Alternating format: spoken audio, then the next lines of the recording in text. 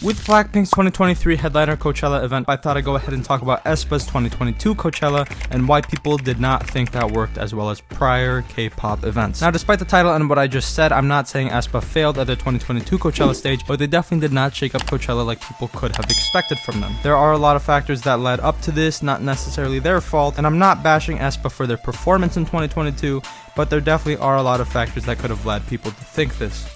Now, the main argument made was whether or not Aespa was ready for Coachella. Ready both in the sense of the members themselves and also their popularity on going in such a big stage. Aespa was a very rookie group at the time, debuting in late 2020 and going to Coachella only 2 years later, whereas BLACKPINK debuted in 2016 and went to Coachella 3 years later in 2019. Now, there is only a 1-year difference between the two groups in relativity to their debut to Coachella stage, but you do have to factor in that Aespa may have gone through a lot of COVID restrictions because of their timing. Now, in terms of asking whether or not the idols themselves are ready, they were highly criticized for having shaky voices, but that could have been due to them being nervous or just them lacking proper stamina for dance and the vocals that they needed to perform at Coachella, because they do have very high intense choreo, so of course they'd be tired, but that does add on to the questioning of whether or not they were ready as people and as a group. They were definitely not as popular as BLACKPINK, so why would they have gone to Coachella in the first place? Now, people who were against this first blamed SM and were speculating on the idea on whether or not SM bought their way into Coachella for Aespa, but in reality, Aespa was invited by 88 Rising's Head in the Clouds Forever showcase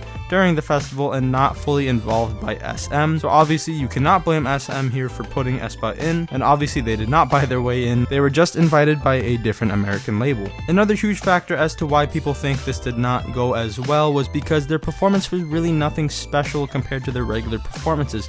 Now, BLACKPINK did have a live band performing with them. They had stage visuals matching the vibes of these songs, but in Aespa's case, there was nothing really special at Coachella. They had regular backing tracks and no visuals to really match with the vibe to make it anything special, but you could say that Aespa's track lists are already made for like hyping people up, but when you're at Coachella, you're gonna expect something more out of that, so that could be a factor as to why people complained, but in hindsight, Aespa did do their best. But yeah, let me know what you guys thought of Aespa's Coachella event last year. What did you guys think of it? Did you guys have the same opinion shown in this video? Did you like it? Did you not? Let me know what you guys thought of it. So yeah.